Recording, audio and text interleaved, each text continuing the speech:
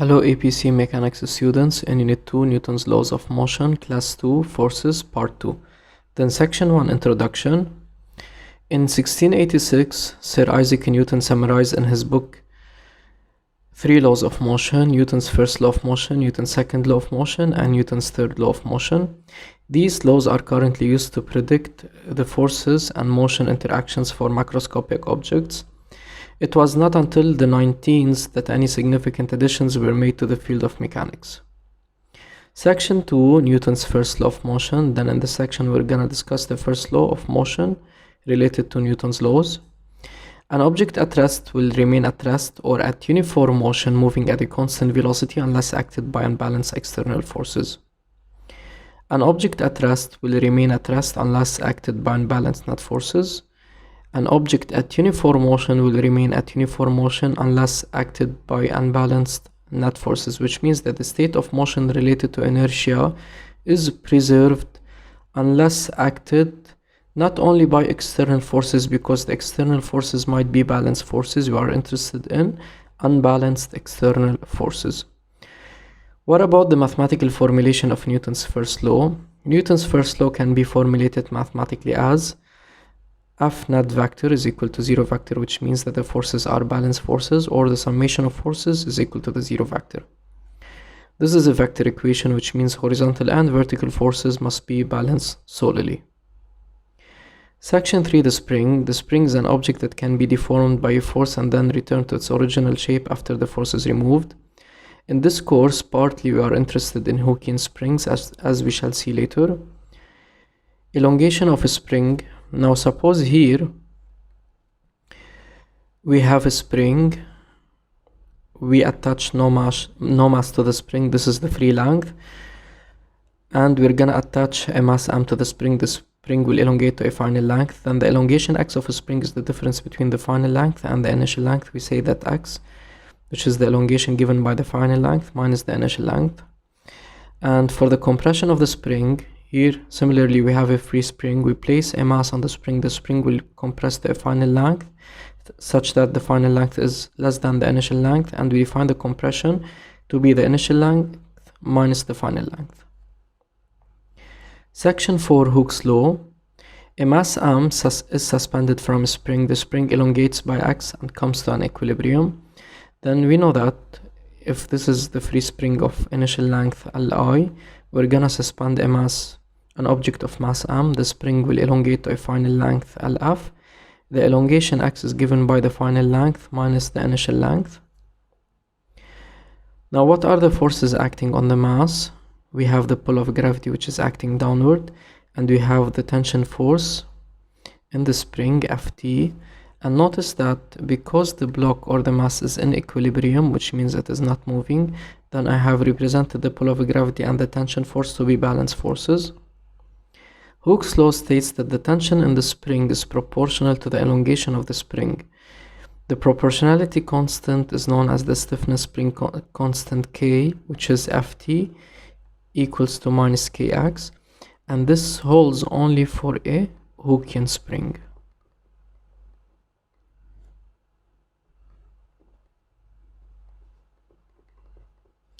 Or in other words, an ideal spring.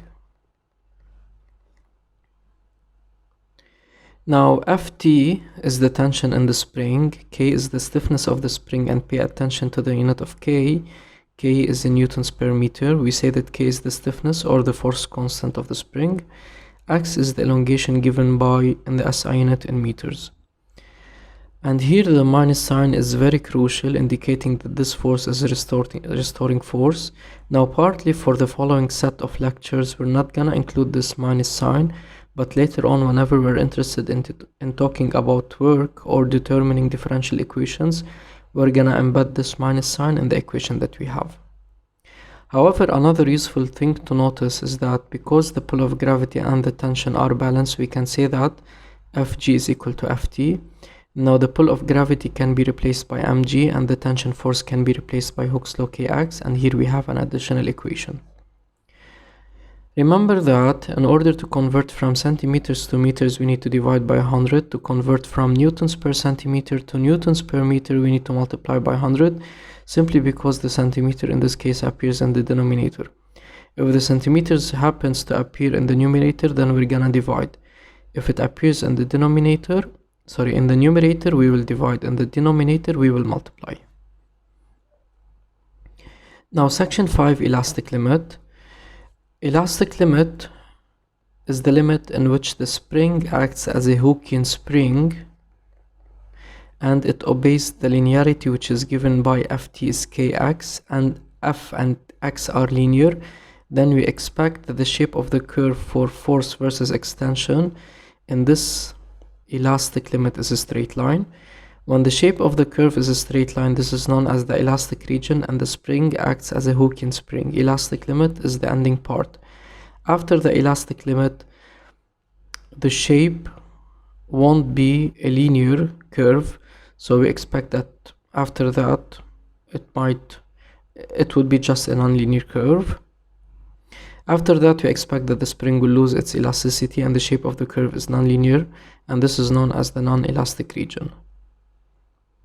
Now, section 6, grouping of springs. Springs can be either grouped in series or in parallel. The grouping of springs will be replaced by a single spring providing the same tension force. Springs can be grouped either in series or in parallel. This is the parallel grouping and this is the series grouping. Now, the idea behind the grouping is that instead of placing two springs, we can replace them by a single spring of equivalent stiffness K equivalent for both cases. Now, in parallel grouping, the equivalent stiffness is determined via usual sum. K equivalent is K1 plus K2. In series grouping, the equivalent stiffness is determined via reciprocal sum, which is 1 over K equivalent is 1 over K1 plus 1 over K2. Now here let me mention something. Let me compare the parallel and the grouping. Let me do so from this example, example 1. Calculate the equivalent stiffness of two springs R1 and R2 of stiffnesses K1 and K2 grouped in series, then in parallel for each of the following cases. Now let me start with part A, and let me here write for parallel. We're gonna use K equivalent, which is the usual sum K1 plus K2, and in series we will use 1 over K equivalent,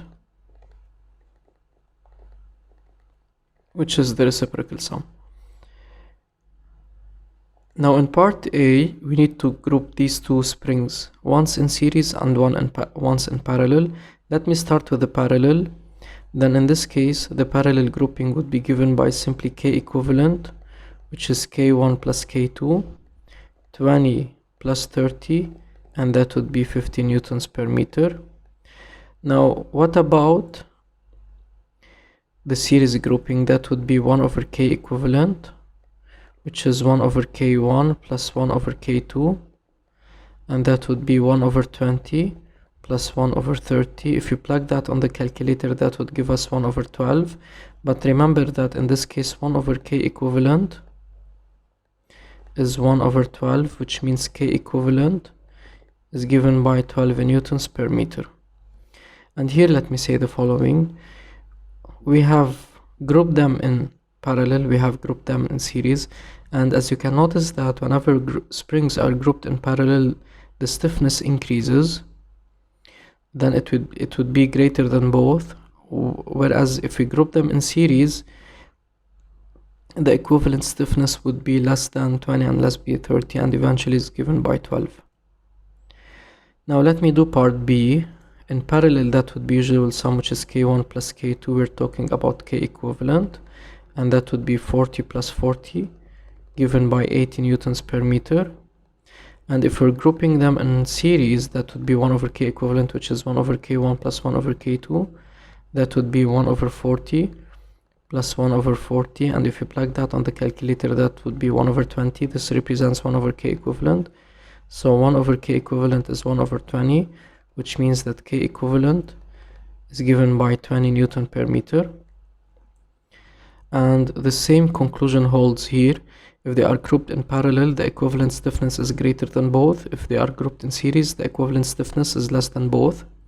Now for part C, the equivalent stiffness in parallel is given by K1 plus K2, which is 60 plus 30, and that would be 90 in newtons, and here we need to pay attention, newtons per centimeter.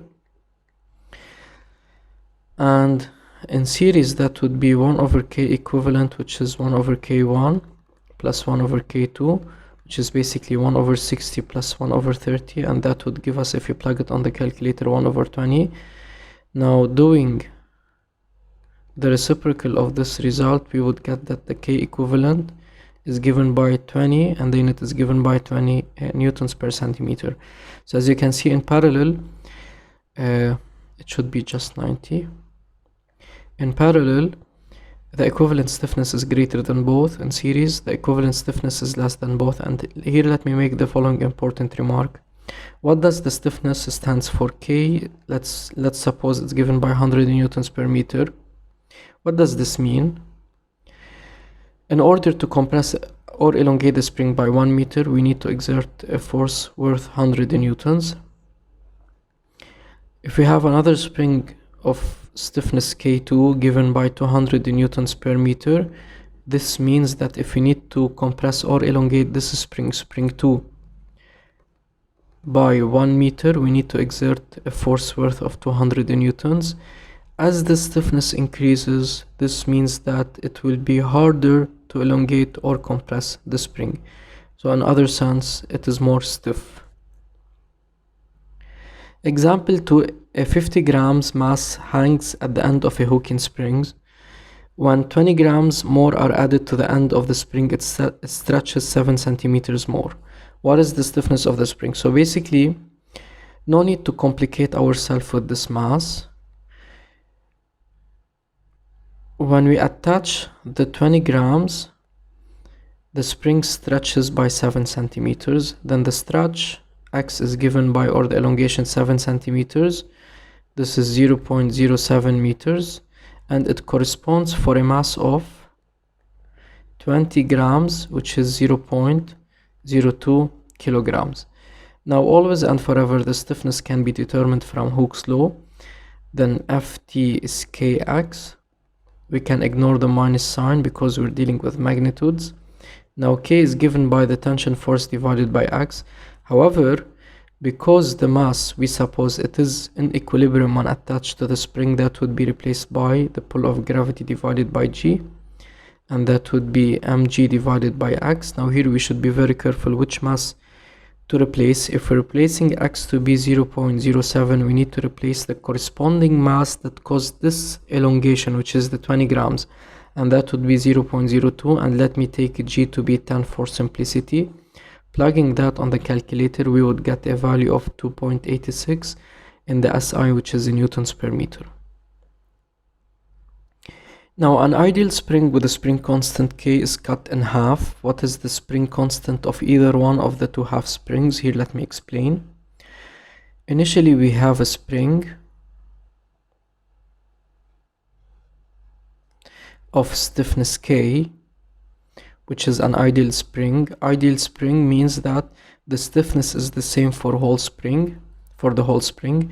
Now what we're gonna do, we will cut the spring in half. So now we have two springs like this. This is the first one, and this is the second one. Each of the springs, since it is cut equally in half, that would be the stiffness K prime, which is also equal to K prime because we have splitted the spring into half. We need to determine the value of K prime. Now you can notice that here the problem we're dealing with is series grouping. So we can say that K, which is the equivalent stiffness, let me write here that in the case of series grouping we have 1 over K equivalent is 1 over K1 plus 1 over K2.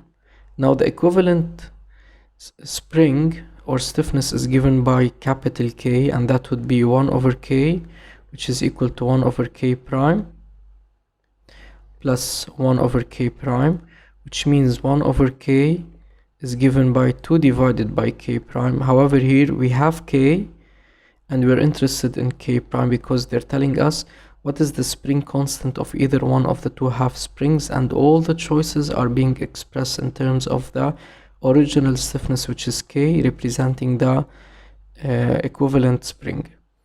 Now, rearranging this equation, we would have that K prime is given by 2K, and the correct answer in this case is E. So two identical springs of unknown stiffness, K prime connected in series, which means 2 over K prime is 1 over K, which means that K prime is 2K, and the correct answer is E. Now, section 7, the friction force. Friction is the resistance to motion of one object relative to another rough surface object. The friction force comes in two flavors, static friction and kinetic friction. The word static means that there is no motion, and the word kinetic means that there is motion. The direction of frictional forces is opposite to the tendency of motion, and this is very important. This will allow us to determine the direction of friction, because the direction of the friction is not very intuitive at some point. Now let's discuss the first flavor given by the static friction. A box is placed on a rough surface. The forces acting on the box are the pull of gravity down, the normal push up, and notice that I have represented the pull of gravity and the normal push to be balance forces because there is no upward or downward motion. Till this moment, friction is off. Why friction is off? Because there is no tendency of motion either left or right. Now a horizontal force F is acted on the box to the right while remaining at rest. Because we are pushing the box with a force to the right, then there is tendency of motion for the box to move to the right. Directly, friction force is switched on. Since the tendency of motion is to the right, then friction is to the left, which is opposite to the tendency of motion. This friction is static friction since the box remains at rest. Although we have a force F pushing the box to the right, but the box remains at rest. Friction is to the left, and this friction is said to be static friction because the box is not moving yet. If we remove the horizontal force F, then directly friction is off back again. Now let's repeat the problem with the symmetry by inverting the directions.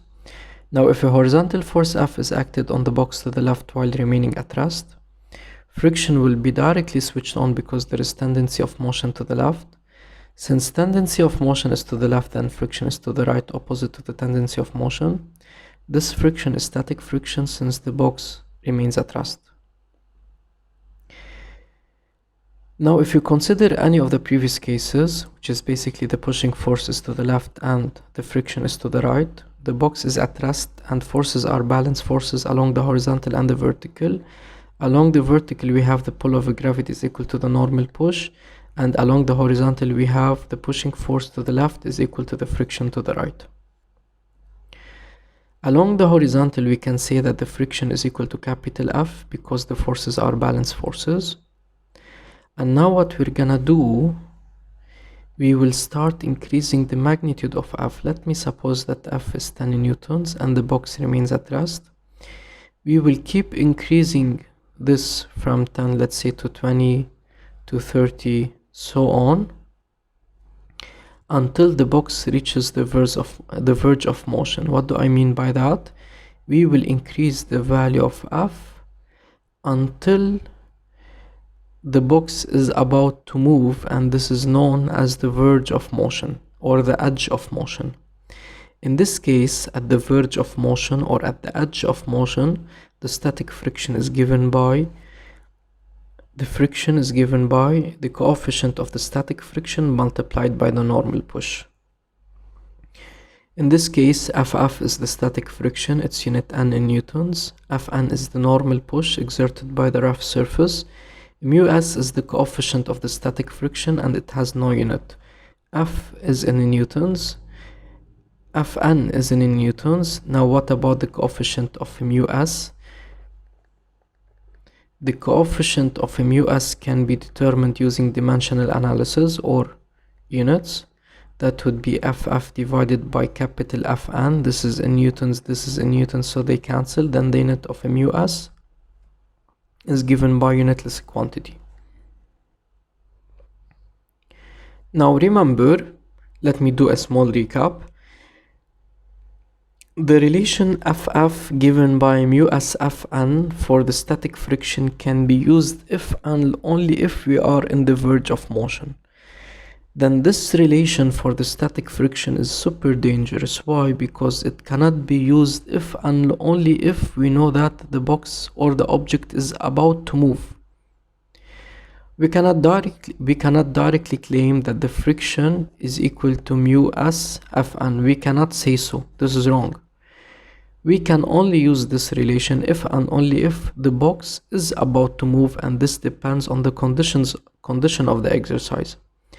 We can always claim that the forces along the horizontal are balanced whether we are in the verge of motion or no.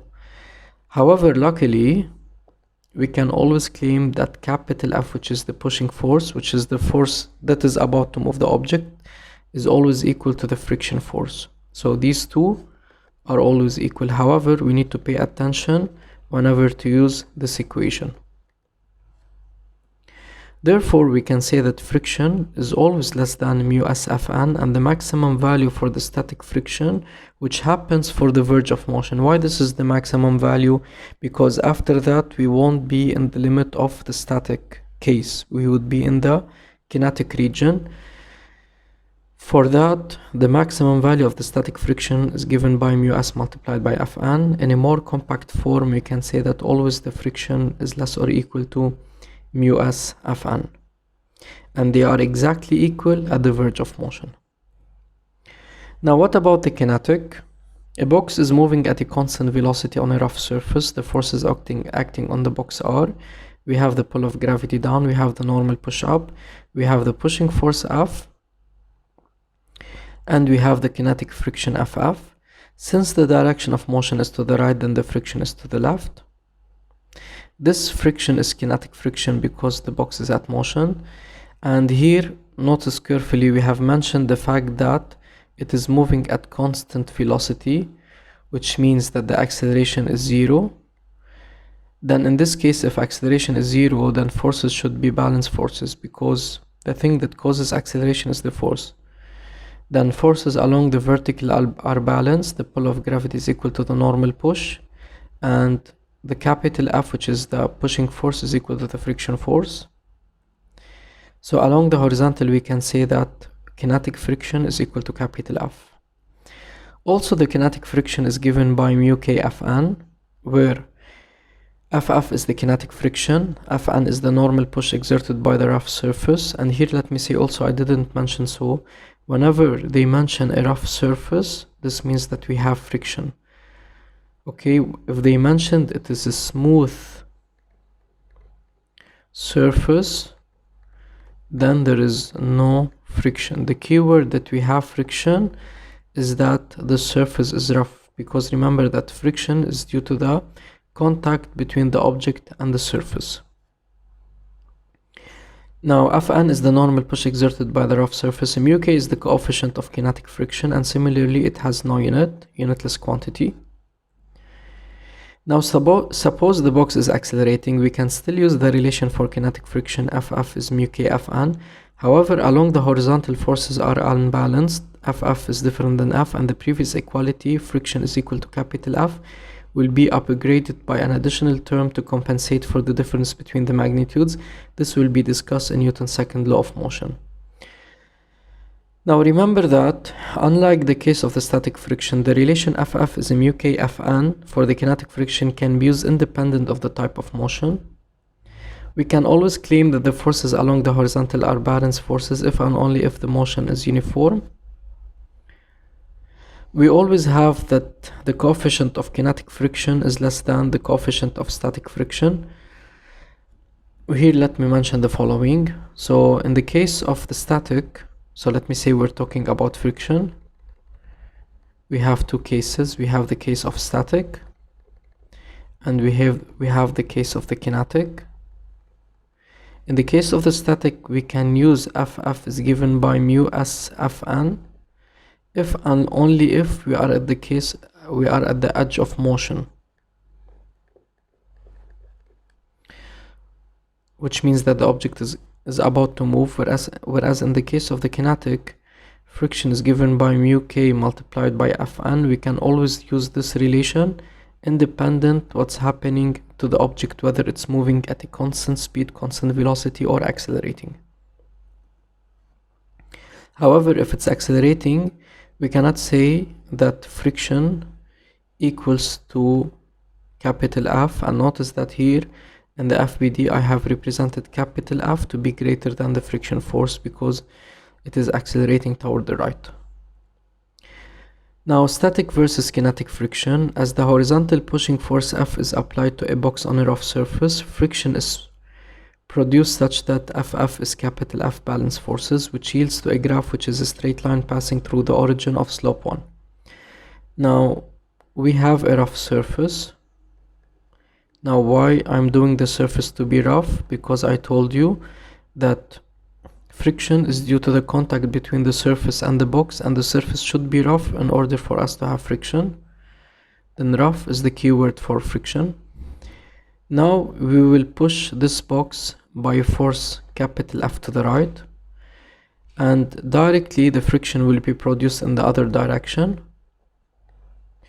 Both forces are equal. As we increase the capital F, the friction will increase, which means that the relation, so if you're plotting FF versus F, this is a linear relation in the form of y is ax plus b, b is 0, y is FF, the slope is 1, and x is given by capital F. If you want to plot the friction versus the pushing force, that would be a straight line of slope 1. Now, why we have suddenly the following drop? Because at this point we have reached the maximum static friction given by mu s Fn, and momentarily after that we will lose the static region and the box starts to move. And because we know that the kinetic friction, the coefficient is less than mu s, which makes mu k Fn is less than mu s Fn, so the value of the friction will directly drop and it will remain constant, because we know that this value remains constant independent of the type of motion or what's happening to the capital F. Now, in the first part here, we see that friction is equal to capital F. As the pushing force F increases in magnitude, friction increases in value and reaches a threshold value maximum given by FF is mu s Fn. This is known as the verge of motion. After that, friction drops in value as the box moves, and it attains a constant value given by friction is mu k Fn, where mu k is less than ms. So that would be the value of the friction after it's being moved. And if you think about it, if you want to push an object along a rough surface, the most difficult part is just to make the box or the object move. After that, you can think about it, it's more easier to push the object along this rough surface. Now, exercise 1, which is the exit ticket for today's video. A horizontal force capital F pushes a block of mass m against a vertical wall. The coefficient of friction between the block and the wall is mu. What value of F is necessary to keep the block from slipping down the wall? First of all, we need to ask ourselves, since we're talking about friction, this friction is static friction or kinetic friction? For sure it's static friction because the block is not moving. And are we in the case of the edge or the verge of motion? Yes, we are, because if you notice carefully, we are interested in the value of F, which is necessary to keep the block from slipping down the wall, which means the block is about to slip. Then, in order to understand the problem more, let's represent the FBD. We have the pull of gravity, which is down. We have, okay, the normal push, it's always perpendicular to the wall. Sorry, to the support. Now the pushing force is to the right, and the friction in this case is up,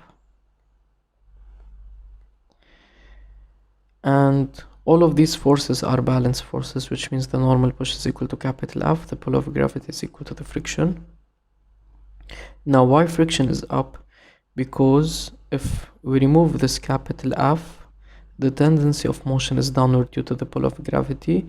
Then the wall produces friction upward opposite to the motion of the block, which is by default downward. We're interested in determining the value of capital F. In this case, capital F is equal to the normal push because they are balanced forces. But how we're gonna find the normal push? We know that the normal push is related to the force of friction. We have that the force of friction is equal to the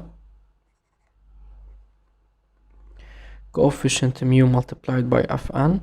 Why we are in the case of the static? Why I am allowed to use this equation? Because we are at the verge of motion, of slipping down, and we are interested in finding Fn.